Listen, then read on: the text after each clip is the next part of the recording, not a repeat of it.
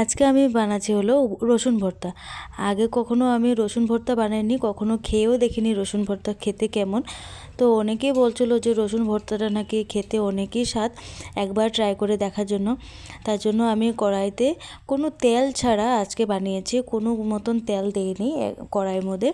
এমনি এমনি ওটাকে ভালো করে রোস্ট করে তারপরে ছেঁচুনির মধ্যে ছেঁচে ভালো করে ছেঁচে ওটা পুরো একদম মিহি ভর্তা ভর্তা করে দিয়েছি। আমি ওটা গ্রাইন্ডারে গ্রেন্ড করিনি, কারণ কি একদম একটা রসুনই নিয়েছি শুধু আমার খাওয়ার জন্য। আর আমার বড়টাও তেমন পছন্দ না রসুন, আমারও তেমন একটা পছন্দ নয়, কিন্তু ভর্তাটা খেয়ে আমার এত ভালো লেগেছে, ভাতের সাথে মজাই আলাদা।